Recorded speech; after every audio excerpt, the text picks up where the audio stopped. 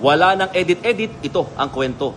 Sa panahon ngayon na talagang talamak yung dami ng basura na nakukuha sa mga waterways at paligid kung saan talagang daluyan sana ito ng tubig bilang paghahanda sa pinangangambahan na lakas na naman ng ulan, dulot ng habagat at mga pagbaha, may mga pakulo or somehow proyekto ang isang barangay dito sa Mandaluyong, particularly Barangay Daang Bakal, na at least matulungan, mamitigate kahit papano yung basura, lalo na yung mga plastic bottles na madalas bumabara sa mga kanal at iba pang daluyan ng tubig. No?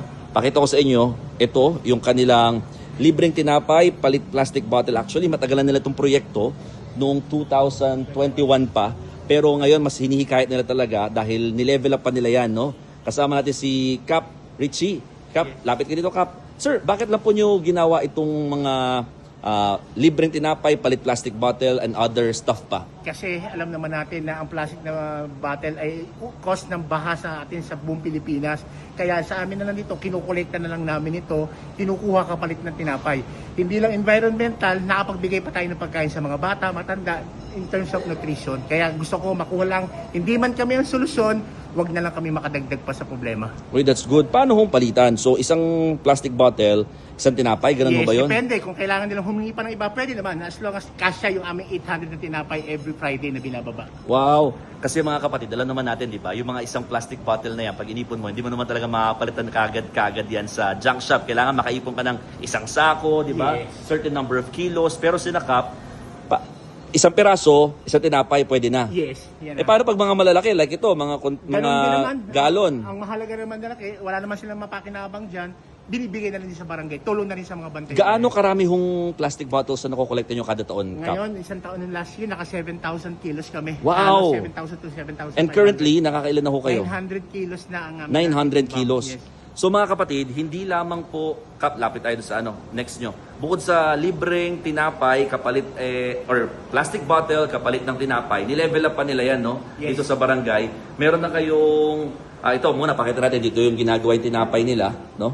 Bukod sa tinapay, meron na ring Gulay. gulay. Yes. Okay. Ano mga gulay ito? Ito ang bok choy natin, yung Chinese pechay na tinatawag. Dito na rin, kasi nakaharvest na natin ng lettuce. Bok choy naman ang ating trending ito. Ito yung nilalagay ng oyster sauce? With oyster sauce, kaya yan ang aming pinamimigay ngayon. So, ano tawag sa ganito? Naka-hydroponics. Hydroponics. Yes. Okay ha. Dito naman yung kanilang lettuce, pero kaka-harvest lang. Yes. Okay ha. So, yun, nung 2021, nag-start sila sa tinapay. 2023, ginawa naman itong gulay, palit pa rin yung plastic bottles. At ngayon, noong 2025, last year, Yes. meron namang Isdaan tayo. isda. Wow. So, ano mga isda nyo dito, Kap? May tilapia kami dito at meron tayong hito rito. Yung hito pinakamadami dahil yan ang pinakamasarap o pinakamadaling maalagaan yung mga hito natin. Mga hito, mga kapatid, no? This is a 1,000 pieces na hito. 1,000 pieces ng hito. Marami-rami ito. So again, baka sabihin nila, ba't kailangan pa ng kapalit para lang kung sakaling niya ng tulong? Hindi naman. Kahit naman hindi kailangan, kung nagugutom ka, hindi na kami nagbibigay ng pera. Punta lang kayo sa barangay, alam naman natin, hindi naman kami mayaman, hindi kami mahirap. Oo. Kung gusto niyo na may makakain, punta kayo sa barangay. Pero ano yung pinakagusto nyo i-imply sa mga residente ninyo? Siyempre, yung Ang amin basura. lang talaga yung mga plastic na bote na napakalat-kalat lang, huwag nyo lang basta sipain para mapunta ng tangan, ipunin dalhin sa barangay. Or kaya kami ang pupunta para pagkarang tinapay, isda o gulay. Thank you, Kap.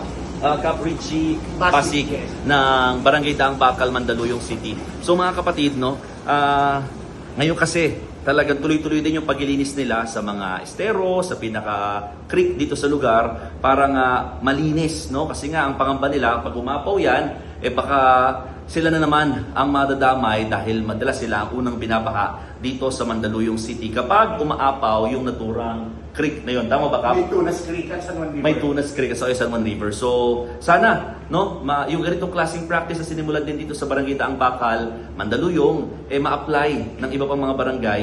Hindi man makasolve ng problem, at least hindi na nga daw makadagdag sa pinaka-problema pagdating sa basura. O paano? Ako po si Mon Gualvez ng News 5 at yan ang istorya ngayong araw.